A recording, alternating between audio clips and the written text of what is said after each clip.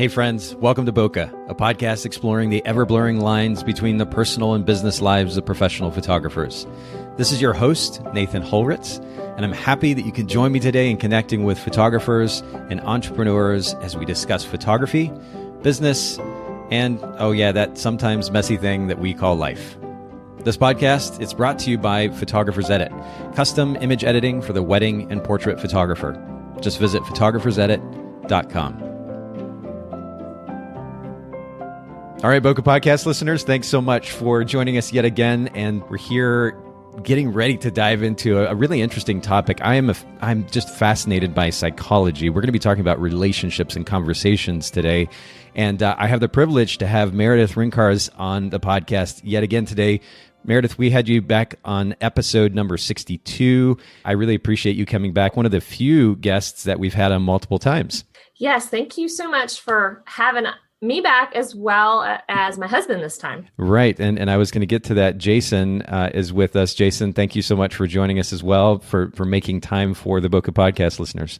Anytime. Thank you for having me. And Jason is on for a very good reason. Other than the fact that he is Meredith's husband, he's got some interesting background and training in the topic that we're going to be getting into today, which very simply is how to have difficult conversations. In this kind of day and age, 2018, especially a culture that is largely driven by social media, conversations look a little bit different than maybe they used to, and everybody's approach to them seems to be a little bit different. So we're gonna dive into that. It's a very loaded topic, but we're gonna get into that here in just a bit. To start off, though, something that we've been doing as of late on the Bokeh Podcast is something that we call the technique for time or tool for time. And so, Meredith, I'm going to direct this question to you, but as a business owner, finding free time can be kind of difficult. What's one tip or technique that you regularly utilize in your life to create time for yourself? For Jason, what is your technique for time? I would say definitely workflow, having it somewhat automated as much as possible, and having basically time hack, a hard time to have something scheduled. So when you talk about scheduling things, what are you using a particular tool outside of just your calendar for the sake of scheduling and creating space for yourself? So we use 17 Hats almost exclusively, as well as Calendly. Those both really are massive time savers, avoiding the kind of the back and forth emails of, hey, do you want to meet? Okay, what time? Okay, where? And it makes it a lot easier and a lot quicker. Yeah, I've mentioned Calendly before. That has been definitely been one of my biggest time savers over the last year and a half or 2 years. Like you're saying, minimizing that back and forth email as instant messenger behavior that a lot of business owners have. It sucks up so much time. It distracts you from focusing on the task at hand, those things that actually will grow your company. And that's definitely not email as instant messenger and scheduling conference calls or phone calls or meetings or otherwise. So Calendly, we'll link to this in the show notes, but Calendly is a really incredible, highly inexpensive resource that will enable you as a business owner to manage your time more effectively. Calendly, calendly.com. Check it out for sure. And then 17 Hats is interesting because I know that they're not photography industry specific, but they have developed some popularity in the industry. How do you find yourself saving time using that tool? So we have a workflow set up, and I'll be honest, Jason was the one that kind of implemented it. He's got a background in that. So from the time of inquiry through to the time of delivery of images, we have everything scheduled out at a certain time, including questionnaires. And a lot of that will go out automatically. And some of it we will then do ourselves if we need to kind of customize a specific email template to a bride or portrait session. Even down to scheduling ahead of time, our photographer's edit order is even in there. Wow, that's really awesome. Okay, so when you're actually outlining your workflow in their system, is that right? Yes. Okay. And Jason, was that hard to set up? Because I know a lot of photographers have found difficulty when it comes to setting up a CRM, actually putting the whole workflow in place and all the emails. And did that take a long time with 17 Hats? As far as developing the workflow itself, that does take a while. I'm not going to lie about that. I have a lot of background. I'm certified in Lean, and I'm a certified Lean Six Sigma green belt as well. Okay, and give a little bit of context, if you don't mind. What does that mean for those listening who aren't familiar with it? So lean is a very big concept. It all really stemmed from Toyota quite a while ago with Lean Six Sigma, but lean is the more streamlined version of it. There's a lot of principles that we use, and it really has to relate to business efficiency. And a big part of business efficiency is workflow. And one of the things that I notice with a lot of photography clients that we do have that we consult with is their workflow is very fragmented, or they don't have a consistent process. And in business, consistency is king. You have to be consistent. It keeps your clients happy. It keeps everybody happy. And one of the principles that we employ a lot of is constant process improvement. So after every client, we're looking over the workflow. To get back to the other question, it does take a while to set it up. I actually tell people you should block out 2-3 weeks of your time and just work on your workflow to develop the email templates. But once you have the groundwork laid, you have the email set up and everything is done, actually putting it into 17 hats is really pretty simple. Okay. And I think this kind of follows that principle, something that we've talked about on the podcast before, which is the realization, the acknowledgement, and ultimately being okay with the fact that it may take a little bit of time investment up front to set up the systems that will ultimately drive the efficiency that you're talking about. We have to be okay with that as business owners. It's just a reality at times. And so it's important to note that. And we'll make sure, of course, to link to 17 Hats in the show notes so that you all can check out their website and the details for that service as well. But thanks for sharing that. And we really can't say enough. Again, for those listening in, this podcast is largely about how to create more efficiency for ourselves as photography business owners. We're missing out on what it can mean to be an entrepreneur, which is that freedom, that flexibility to live the life that we want to, if we're not taking advantage of the principles that drive that type of efficiency. And so I appreciate you all starting us off with some really great tips. Now, Meredith, I had the opportunity to interview you back in episode number 62. And so for those of you listening in who have not heard episode 62, I know that we have some binge listeners out there and you've probably heard all the episodes, but for those of you who missed out, go back to episode number 62, listen in, get to know Meredith and her business a little bit more. But for the sake of all those listening in today, I'd love for you to share just kind of something random about yourself that maybe most people don't know. Oh, gosh. Something that's not so random that it's embarrassing. Let's see. One of my graduation requirements for high school was a outdoor living skills assessment because I spent part of high school in Alaska. And so we had to build an igloo. And that was a really interesting thing, being from Georgia and moving up there for a couple of years. Oh, my word. Yeah. To learn how to do that. And when you say igloo, are we talking legit igloo with ice blocks? Yes. Okay, like we would picture for those of us who only probably know about an igloo from like looking at a book or reading something as a child. Okay, so how long does that process take? It took about a week to build. We had to build it as a team for class. It is a outdoor living skills class. Okay. Part of that was also learning how to cross-country ski. And it was a lot of fun, but very random for someone who had lived most of her life in Georgia. Oh, absolutely. Yeah, I'm in Chattanooga, Tennessee, just over the Georgia state line. Heavy humidity. Yeah, so Alaska would be a drastic contrast to what you're used to. Did you find, though, that, of course, again, this is only hearsay or what I've read, but that igloos actually, despite the fact that they're built from ice, you naturally think it would be cold, but does it actually create kind of an insulatory effect when it comes to temperature? It does. Yes, it was very strange. We could take our heavy jackets off and in the middle of January in winter, and it was very comfortable. And then it snowed a ton, I think, the week after. And so my little brothers and I spent the whole weekend shoveling the driveway so we could make more igloos in our front yard. How funny. Well, I have to say that this wins maybe one of the most random facts about a podcast guest thus far. So congratulations to you. But how fun to have those experiences too. And so much about, at least that I enjoy about life is having experiences, kind of wide ranging experiences. And that certainly wins as one. I'd love to hear a little bit more about maybe just kind of update us since the last episode, what's going on with your businesses. And for those of you who need context, Meredith has a photography business as well as a, Meredith, would you kind of categorize it as a consulting business that's helped photographers with the process of going into a new market or getting started in a new market? Yeah, I would probably categorize it somewhere between business coaching, consulting, concierge, some kind of in that realm. And what is that? I know that is a relatively new project, I think within the last year, correct? We had been doing it for a while just on the photography website and really felt like it needed to be have its own home. Right. And so we split the two, I believe, over a year ago, then just launched our first course back at the very beginning of April. And that background, I mean, it will, again, kind of further lend context to the conversation. Jason, you were in the military, or still in the military?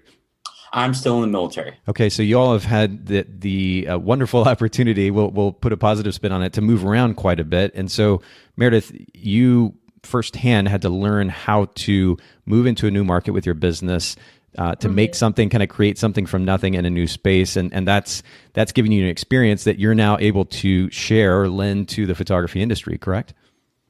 Yeah, not only the photography industry, though. We've really had the honor of working with floral designers and even folks who aren't physically moving a business, but are looking around at their market that is starting to shift and change as people become more mobile. And they're seeing an influx of maybe new businesses in their area, and it's affecting their business that's been there for 10, 12 years. And they're struggling to try and figure out, well, what do I do now? Because my business is limping along. Yeah, and there is a tendency to get, I mean, I can speak from personal experience too. There's a tendency to get comfortable in the space that you're in, the way that you function. The idea of change can be a bit overwhelming, but we really have to constantly be on our toes as entrepreneurs, looking for not only being aware of the way the industry is shifting, but the thing that I always go to when I think about, for example, if the industry in my local market changes, how can I play opposite of whatever may be happening so that I stand out? Or how can I take advantage of opportunities as the industry shifts, where there is a niche, kind of a hole in the market that somebody needs to fill?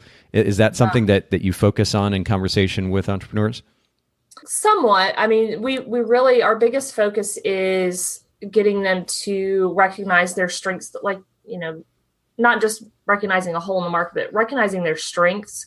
A lot of times we bash ourselves. We are down on ourselves as creatives, and we don't realize the worth and the value that we have, and then the ability to be able to utilize that and plug into the market you're already in, or the market you want to be in, and really work from an outward mindset to grow in that market that you want to be in. Yeah, that idea of self-confidence is well, I mean, we talk about it a lot in our culture, it seems, but it's something that I think a lot of us struggle with. Again, I can speak from personal experience that when I get stuck in my head and over process and over analyze what I'm about to try to do versus just getting out and doing it, it's easy to get stuck. And of course, the funny thing is ultimately when I take or make the effort to actually do something, to begin to move, what I realized is that it wasn't as bad as I thought it might be, A, and B, the response tends to be really good because now I'm putting myself out there and being myself. I'm doing the thing that I'm excited and passionate about. And of course, again, also taking advantage of an opportunity in the market. And I see the rewards that come from that. So that's a really big conversation. And we could probably actually do a whole podcast episode in and of itself about that very thing. But maybe tied to this conversation about what you're doing with either your photography business or your consulting business, what are some of the difficulties, or maybe what's the standout tough lesson that you've learned or experienced over the last year or two, especially starting a new focus with this consulting business? I think the biggest thing is to really celebrate your differences. I think that people see established business owners, whether it's photography or another creative genre, floral design, whatever it may be. And I think they see, that recipe for success that's been created. And instead of learning from that recipe and then making it your own, I think people forget to dare to be different, that difference will actually grow your business to be a stronger, more successful business if you're able to really celebrate who you are versus trying to kind of fit into this mold that maybe wasn't made for you as a business owner. Yeah. And again, that takes confidence. And it's also interesting and almost ironic these days because there's this interesting dichotomy in our culture, the conversations that are happening around the idea of celebrating differences. But then there's also kind of this push for everyone kind of feeling the same. It's probably more about feeling equal, especially in the way that we're treated and that we're treating others, which is an obvious and obviously a very, very important topic. But we want to simultaneously celebrate the differences, and those very differences are what enable us to create a brand or a brand position, something that we talk about quite a bit here on the podcast that sets us apart from those in our market, because the market is an extremely noisy one, especially when it comes to photography. Yes. And unless we celebrate those differences, it's going to be tough to stand out, right? Yeah, absolutely. And I think you kind of touched on that. There's so much noise. There's so much. It just feels like if you get on social media or Instagram, it's like this screaming cacophony. And we encourage some of our students and our people that have mentored with us to just shut the noise off for a while, especially if you're trying to figure out kind of where you are, what you want to do. It is just to literally turn the noise off. Yeah. And what does that look like when you're talking about telling them to turn the noise off? And how do you, quote, turn the noise off and yet simultaneously maintain awareness of the market? So again, as we were talking about, we can kind of play against it. That's a balance. I think you need to be aware of the market, but not so plugged into it that you can't see your own self.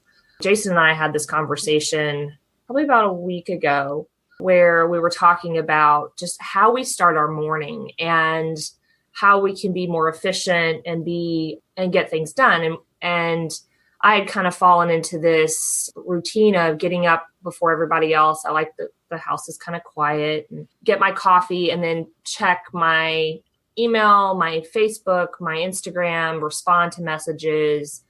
But then you get sucked down that rabbit hole if you're not careful into that noise, versus if you start your morning off maybe straightening up your office area, cleaning up your desktop, which mine tends to look like a hot mess.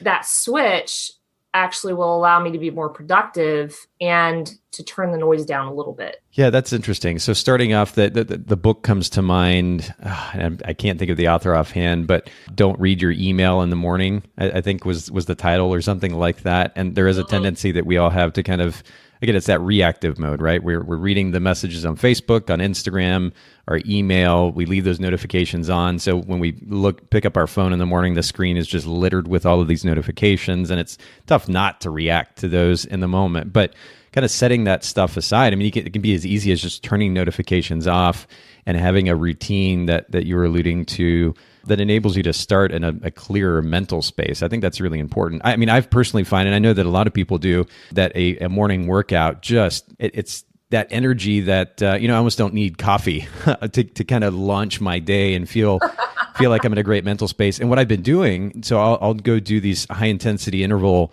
training sessions at the gym Monday, Wednesday, Friday.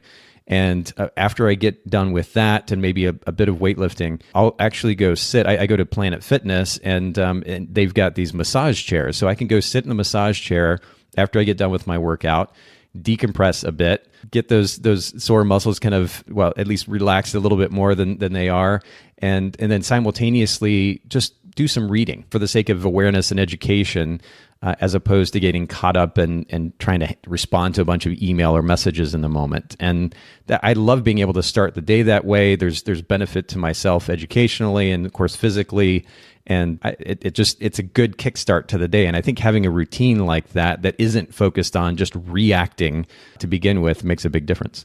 Yeah, I absolutely agree. Not sure I could give up the coffee thing, but oh, well, no, I'm with you. I haven't given up the coffee yet, although I'm trying to kind of cut back to, or I say try. I'm not sure how hard I'm trying right now, but I want to get back to like just 1 cup a day so that caffeine's not affecting my sleep by the time I get to the time to go to bed. But yeah, no, I do like my coffee. There's something about, actually speaking of routine, there's something about, dumping those beans in the grinder in the morning and grinding it and heating up the water. It's nice way to kick off the day as well. So I totally feel you on that. Let's jump into something totally different here. And I don't even remember if we talked about this the last time we had conversation, but I'm curious, what is a favorite piece of gear these days in your camera bag, maybe an accessory even, that you could share with our listeners? That was really a hard one. And we didn't talk about it last time, I don't think. That was a hard one for me just because I mean, gear wise, like camera wise, I'm loving my D850. I'm a Nikon girl. Yes. But if we want to go off on a rant, like random weird gear. Yeah, go for it. It's honestly orthodontic wax. Yeah, we were like, I was thinking camera, but like you're saying totally random. This is good. Okay, do explain. So I like my coffee in the morning. I've gotten good about this. Will get to the orthodontic wax in a second, I promise. I like my coffee in the morning. It's hard not to have a cup before a wedding, but it will sometimes leave my hands a little jittery to do detail shots. Yeah. And those darn rings just don't want to cooperate on a wedding day. So we found that a little tiny box from CVS of orthodontic wax, just a little dot of it, will make things stick where it's supposed to. The flap of an envelope stick down to the chair instead of flopping up and creating weird shadows and things like that. So that is a go-to in our bag for wedding days. Really? Okay. Now explain this a little bit more though, the things that you're sticking to. You mentioned an envelope. Give us a little bit more context, or maybe some of the other things that you're actually using it for. Yeah. So for example, yesterday we had a shoot with a mixologist, and so she kind of had laid a shaker on the counter of a bar where we were shooting, and it kept rolling off. And so that little dot of wax kept it in place for the shot that she wanted. Or on the wedding day, you see all those beautifully stacked rings where they're kind of stacked and in weird shapes, and it's like, how do they even balance that to get it to stay there? Yeah. And taking a piece of wax underneath the bottom of the ring will connect them and make them stand up. Totally makes sense. Okay, that's really interesting. And I've never heard of that particular item being used for anything comparable to what you're describing, but it's actually really interesting and probably relatively an expensive solution to what could be a pretty significant problem on the wedding day. Yeah, it's probably about $1 or less. It's pretty cheap. I think the only thing you have to be careful about is that it will stick to fancy fabric, so definitely don't stick it on the wedding dress. Fair enough. Well, no, that's a really great tip then, and maybe we can find an Amazon link we can put in the show notes for those listening and can grab some of that for their wedding days. Jason, I heard you're commenting on the rings in the background. Do you have the opportunity to photograph with Meredith on some of these shoots?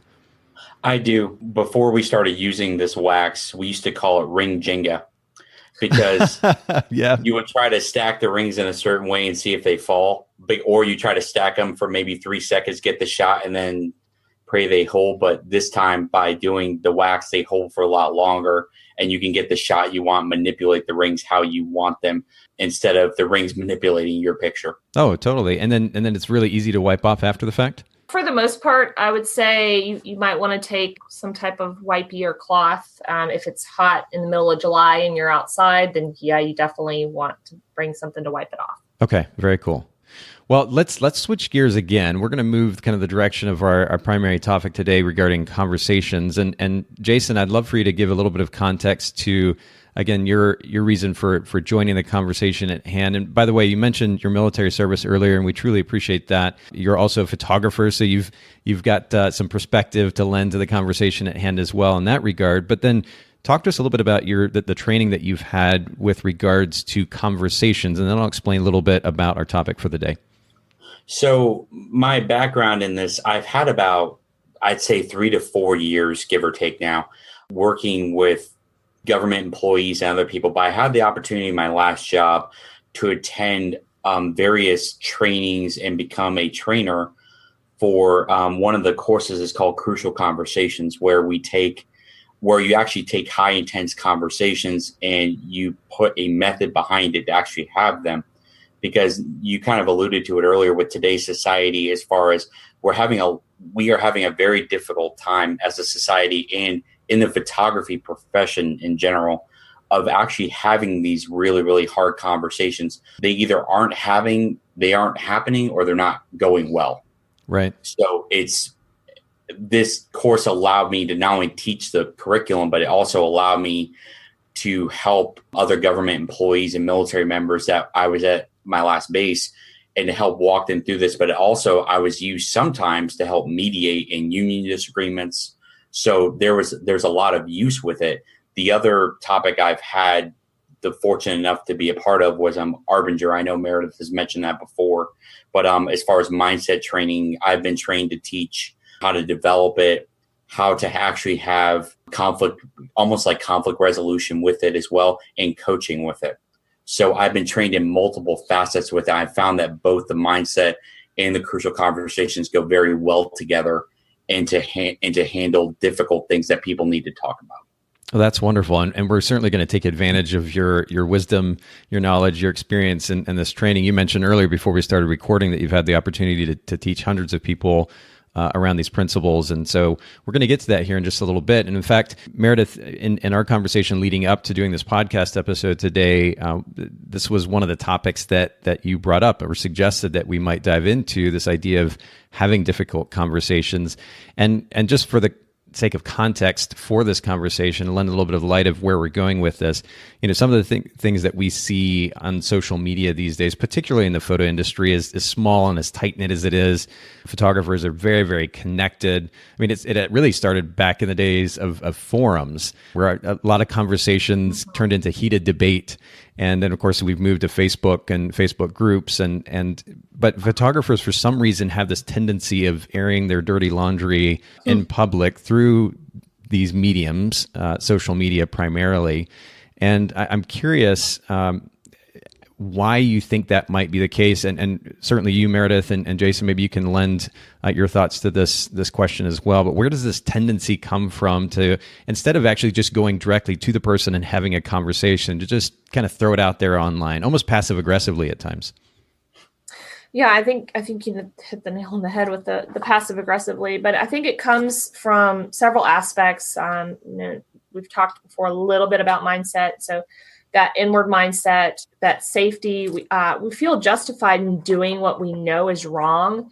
It's a lot easier to call someone out and have a dialogue online with other people versus having that hard conversation that we know is probably the right way, to have that conversation in person or on the phone with the individual that maybe we're upset with or irritated about.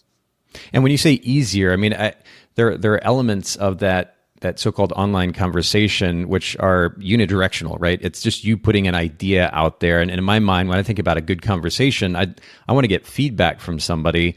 It seems almost counterproductive, and I'm sure we'll get into this a bit more, but it seems almost counterproductive to just put a one-way, it's not even really a conversation, it's this kind of one-way thought out there, and then maybe somebody responds, maybe somebody doesn't. But when you say it's easier, do you think it's because you don't have to look that person in the face and see the emotional response from them when you say those words? Yeah, I think that's part of it. I think we also have become a culture in some ways that don't know how to have that conversation with someone face to face. We're, Jason and I and you are probably some of the last generations to grow up with maybe without a cell phone until maybe we were in our 20s. Sure. And so I think more and more people are used to having those conversations via text, via email, via social media. And then there also comes into play that aspect of seeking justification for how you're feeling, even though how you're feeling might be wrong. When you are, say, putting something out into a forum or a Facebook page, and it's that one-sided, you're not maybe you're not even asking for help, but you're more saying, I'm so frustrated with this person because they did this. And so that entire social media platform is only getting that person's view of what happened, and therefore feeling like they can justify the actions of that person. Yeah, they kind of want to get affirmation for those feelings. Yeah, I was actually just having a conversation with a therapist about the possibility of a business model that is driven largely by virtual interaction with clients. And one of the things that she pointed out in that conversation was how much you miss visually in that in-person interaction, not being able to read the response from the person. It's so easy to type a few words and hit send or post and not deal with that immediate consequence of, again, the interaction that you would have, the response, that the visual response in particular, or the verbal response that you get from somebody in person. We can kind of hide behind the computer and just post whatever we want to, not really truly taking responsibility for how that might affect someone. Jason, what are your thoughts on this? Meredith hit it. She hit it right on the head. The only couple of things I want to add to it, we were talking about why people go directly online to post. And this is going to be a very different approach probably for than what most people have heard. But so somebody does something to us that we don't like, whatever it may be, just a situation. And our feeling is that, say, we're angry or we're hurt, whatever the case may be. Now, we know the right thing to do is maybe to talk to them about it, clarify, do something, but we need justification for why we feel this way. So we go online, and one of the things about the inward mindset, that this could be a whole nother podcast, but with the inward mindset, it likes to be a recruiting tool. It likes to recruit people to think the way we do. It's called a collusion. And you see it in workplaces, you see it everywhere. But we use online to collude, for people to collude with us. So we put a one-sided argument online without getting the other person's side, and people come swarming to support you without knowing the other side. Now you feel justified for the way you feel. Interesting. Yeah. Is that similar to the idea of confirmation bias? Similar, yes. Okay. So again, for further context, kind of diving into this a little bit more, I mean, we'll see this from photographers when they may be commenting about a client or an experience with a client. They may be commenting on the behavior of another photographer, maybe even a second shooter that they had the opportunity to work with. Maybe they're commenting on an experience with other vendors, companies in the industry. And of course, this isn't specific just to wedding or event photography either. But, and maybe this is an obvious question, but what would you say then, based on the discussion we've had thus far, what are the primary drawbacks to addressing these issues through just a simple post in social media, or maybe through a blog or something comparable? What are the potential drawbacks to that approach versus having that in-person conversation? I think the biggest drawback you have is there is no dialogue. If you look at the meaning of dialogue, it's the free flow of meaning between two or more people. So in order for a crucial, I know we'll touch on this a little bit later, but in order for a crucial conversation to happen, there has to be dialogue. And if you aren't talking, dialogue is not happening. Therefore, the problem or the conversation is not happening and the problem is not getting resolved. So taking it online, there is no conversation. So would you say that there's even any value at all to a post like that? You know, there's a photographer that jumps, even if it's just in a Facebook group, a closed Facebook group, that they're jumping on and just airing their frustration about a particular vendor. Is there any value in that type of situation at all? Or it could be a vendor or a photographer, whatever the case. But that, like you said, it's very one-sided. There's no dialogue. If they're posting, for example, to get the opinion, the feedback of other photographers, is there at least some benefit of that or no? So let me preface that. Me and my wife have had this conversation. She's looking at me and she's like, please be good, please be good. And I'm like, oh, I could go off, but it's okay. So let me preface this with kind of an experience of my own. So I was a department head in my last job. And like I told you offline, I was the chief of education and staff development. And I had people, sometimes literally I was eating my lunch at my desk, which I did most days. and people would come into my office, slam the door and say, I need to talk to you. And I would say, okay, what's going on? And they would just start spilling out this story, kind of like what people do online, but they just start doing everything. And I'd sit there and I'd listen, and I'd ask them, okay, what was the point of you coming in here? And they would tell me that they just wanted to talk. I said, okay, so do you not want me to talk back? And some people would say no. They didn't. They just wanted to regurgitate words. Now, if you come at it with that preface where you're only getting one side of the conversation, you're posting it online, are you really trying to vent, or are you trying to get something else? Are you trying to get people on your side? To me, if a person comes into my office needing to vent, most of the time I will show you the door, or I will say, let's reframe this conversation. And instead of venting, let's figure it out. And again, that innate to that approach is that dialogue that you alluded to earlier, correct? Correct. And it's a lot of people think that venting is a good therapeutic way to get things out. And I guess in society, it may have its place to vent, especially if you're faced with a really hard tragedy. At the same time, though, if all you're doing is venting, there's no dialogue because it's not an exchange of information. In addition, the problem is still there. It's not going away. I like that phrase that you just used. It's not an exchange of information. And that would be a kind of a good filter almost for those who are considering posting to social media about something like this. Is it an exchange of information, or am I just venting? And then ultimately, how is it productive? Would be another phrase or question that comes to mind. But Meredith, I'm curious to get your take on this, because you said that you and Jason had conversation, or Jason alluded to the conversation that you guys had. Do you have a little bit different perspective on it? No, I mean, we have a pretty similar viewpoint on it. I really feel like if you are not looking to solve a problem, if you're not looking for help to solve a problem, then are you just simply adding to the noise and the discord that's out there? Versus, are you truly saying, I'm confused by this, I need help with this? There's a difference, and you have to look at what is the purpose of your actions. It takes a little bit of self-awareness to be able to actually see that purpose, doesn't it? Because you get so caught up in the emotions of the moment in those situations. Yeah. Another good way to phrase it, Nathan, is what are you acting like you want? Interesting. Yeah, will you give further? I think I know where you're going with this, but give a little bit more context to it. So in the course that I teach, one of the videos that shows, and this is, I'm sure, being an owner of a business and managing it, you can sympathize with this a little bit. But say you have your core team and they turn in a product that's late, and you, as the business owner, the CEO, whatever the case is, you come storming into that. You have them all together. You come storming in. You start screaming at them.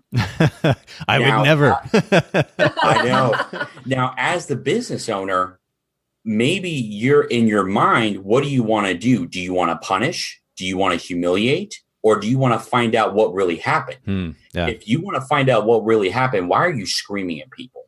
And your team is going to take that information. You're screaming at them, and what are they going to do? They're going to go into two different modes, which we'll talk about probably in just a little bit.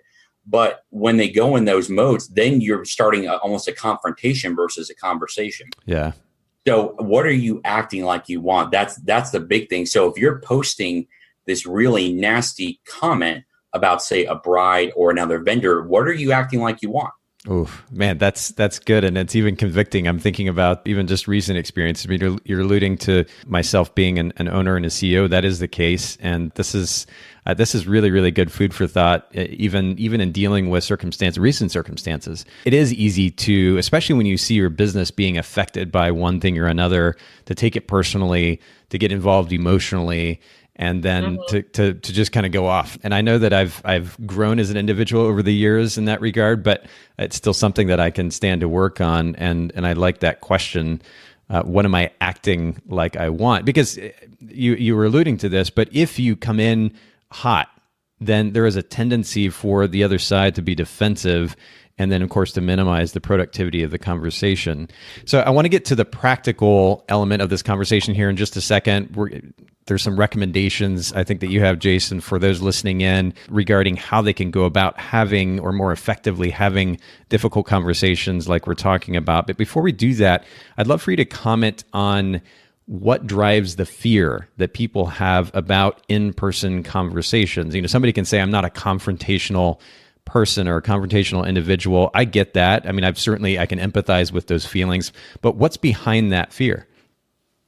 Well, there's a couple things to this. The first one is, honestly, conversations are messy. I mean, they're difficult. They're very difficult for people to actually engage in and do, and especially in today's society where we have a very heavy reliance on technology and phones. I think Meredith talked about this just earlier, where we've lost that ability to actually talk to one another.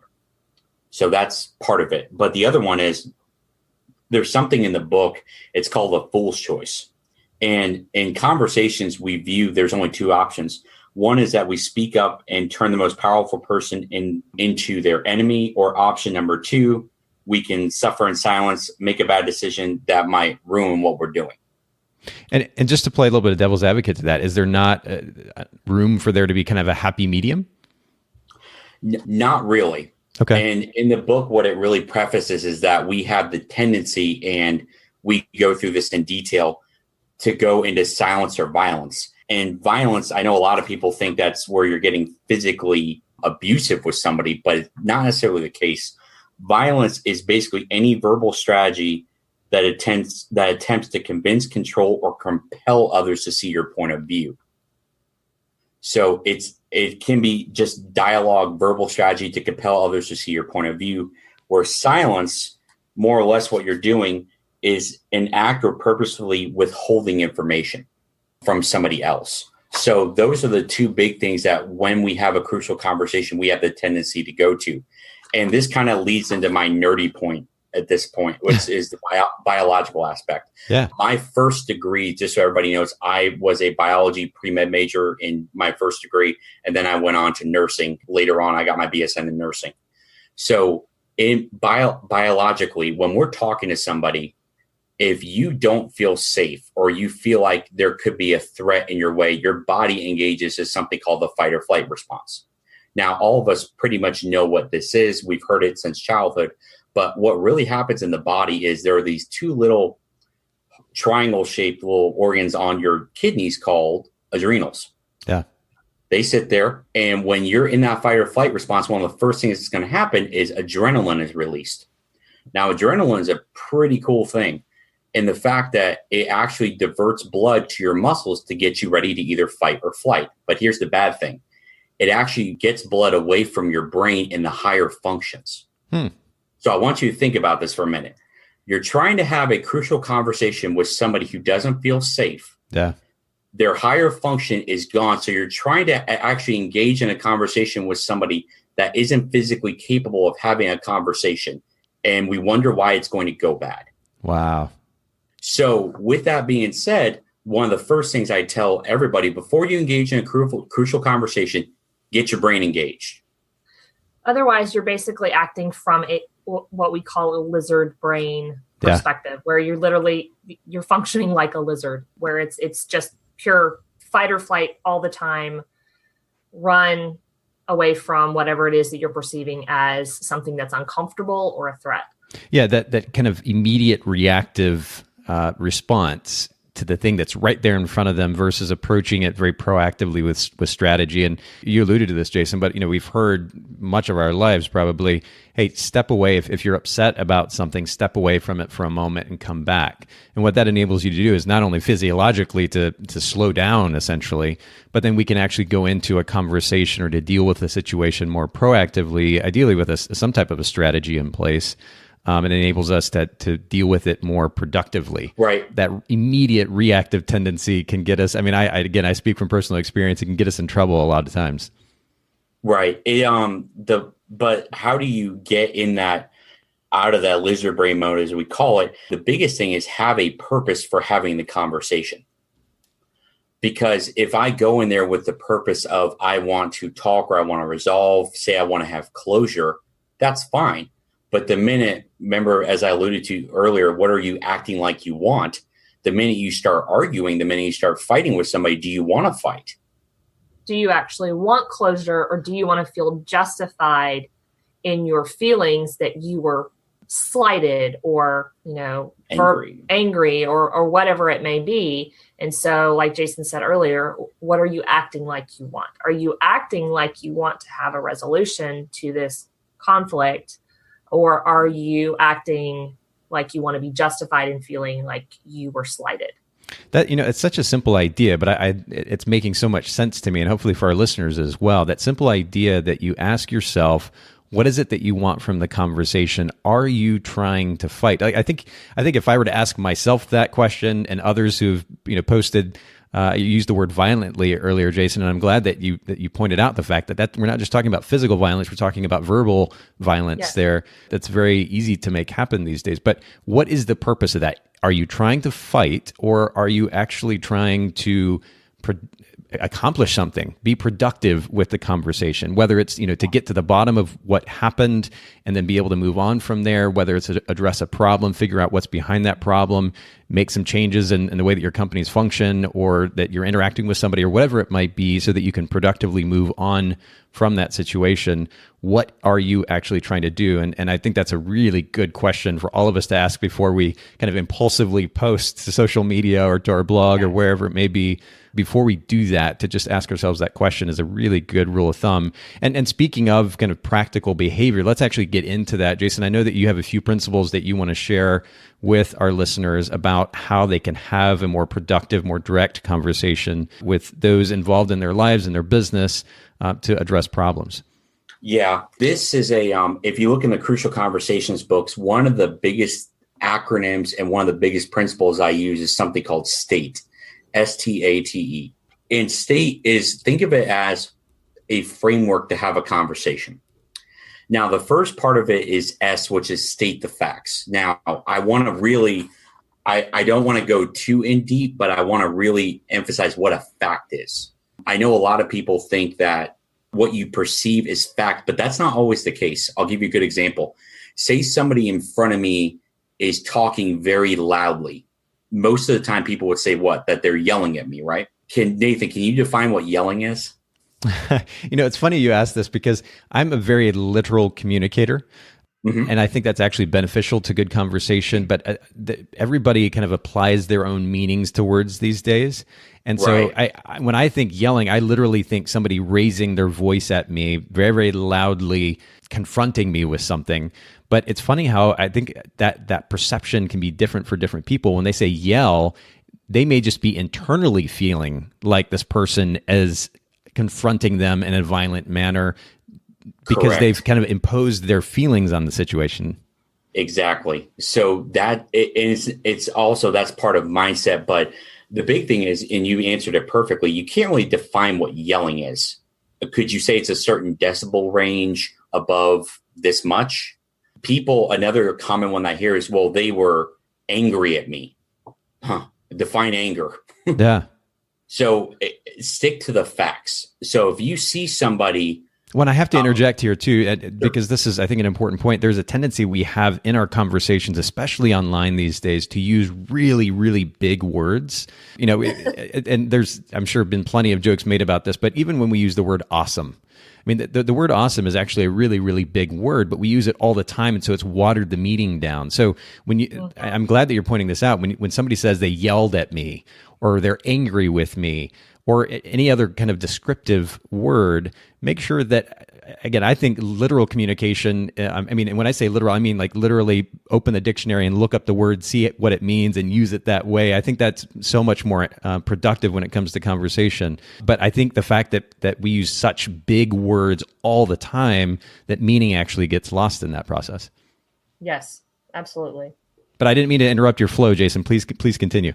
Oh, no, you're fine. So start with the facts. Describe the facts to the person as you see them. So let's refer to our online scenario. Basically, you wrote this post on this date that stated this. That's not anything derogatory. It's not anything that should cause anger or resentment. It's stating what happened. And by the way, we are talking, you were saying the online situation, but we are talking here about how to approach somebody individually in conversation? Yes, you can actually use this in both. Okay. You can use it for an online purpose and for this conversation, let's stick to the person. So if you see somebody in front of you and you want to discuss something that's very, very hard, the first thing, like I said, is state the facts as you know them. Facts are facts. They're not emotional. They're not confrontational. Now, some people may put an emotion to facts. There's nothing I can do about that, but facts are facts. Right. The next part of this acronym is T, which is called tell your story. Now, Nathan, you alluded to this earlier. This is your perception of what's going on. So if somebody is standing in front of me with their arms crossed, they're looking at the ground, I could maybe assume they're not interested in what I have to say. That's not a fact, though. It's a story. So I would start the conversation with, well, your arms are crossed, you're looking slightly down, and you're shaking your head. By those body language signs, I can see that possibly you're not really interested in this conversation. Yeah, this is the part of the therapy session with your therapist where he or she asks you, how does that make you feel? And you actually just took the next part, ask questions. Yeah. So in this one, you want to make this kind of open-ended and ambiguous. You don't want to be direct with it. So in our example, you have your arms crossed, you're looking at the ground, you're nodding, you're shaking your head. Am I correct in saying that you don't have any interest in this conversation? And then, am I right about this? Or can you give me more input? Something very ambiguous, something very open-ended that they feel safe to actually interact with you in this conversation. And then the most common question I get is, okay, so I do those three things and they're still mad at me. Then at that point, what you would do is go into you're going to look at the situation and actually not guess, but you're going to assume, you're going to kind of impose what they are mad at. So you would state those facts. They would go through that process. They would maybe get angry with you or something else and say, well, is what I said, did it hurt you in some way? And you really want to get to why they're getting hurt, because what you're ultimately trying to do is not trying to calm the conversation. That's a product of it. What you're trying to do is engage their brain. Because if you engage the brain, remember the lizard brain stops, and then you can actually have dialogue with them. Now, just to play a little devil's advocate there are some situations where any kind of effort at logical interaction is inhibited by the fact that the other person is just absolutely amped. Absolutely. Emotionally. How do you address that, or how do you deal with that situation at that point? So that's another podcast. Fair enough. But the best I can tell you is, first off, your safety is utmost importance.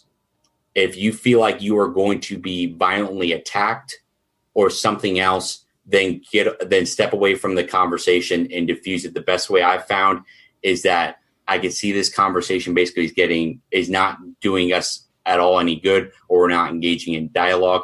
Can I re-engage this? Can we talk about this, say, at a certain time today, or could we talk about this tomorrow over lunch?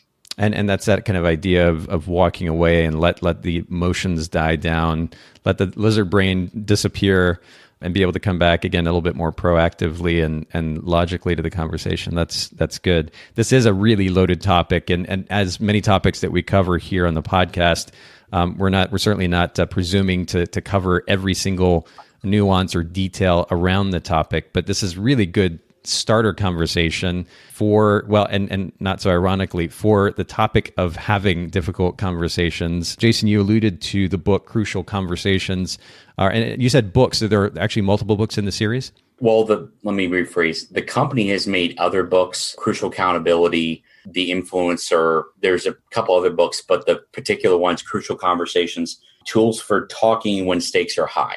Perfect. So what we'll do is make sure to link to that resource in the notes. And it's funny, we've been talking for close to an hour or so, and I feel like there's so much more we could get into, but For the time being, we'll end here. What I would like to do is make sure, in addition to linking to the book that we just talked about, we'll of course also link to Meredith's photography website as well as the Restart Specialist. This is her consultation business that we were talking about earlier. And Jason, are there should we also link maybe to the Arbinger Institute as well in relation to this topic? Absolutely, please. Yeah, I think that those are both crucial conversations, and the Arbinger really go hand in hand as a way to have these conversations and to kind of decide mindset-wise what you should be posting on social media and maybe what you should be having a conversation offline. That's good. And I really can't thank you both enough for making time to share with us today. This has been good conversation for sure, productive conversation. And I hope the same that it was beneficial for our listeners. But thank you, Meredith and Jason, both for making time for the Bokeh Podcast. Absolutely. Thank you. Thank you so much for having us. Thanks so much for listening to the Bokeh Podcast today. Will you let us know what you think by leaving a review of the podcast in iTunes or maybe in the Apple Podcast app? And I'd love to hear from you personally with your thoughts about the podcast, maybe suggestions about future topics and guests for the show. My direct email is nathan@photographersedit.com. The Bokeh Podcast is brought to you by Photographers Edit, custom image editing for the wedding and portrait photographer. Just visit photographersedit.com.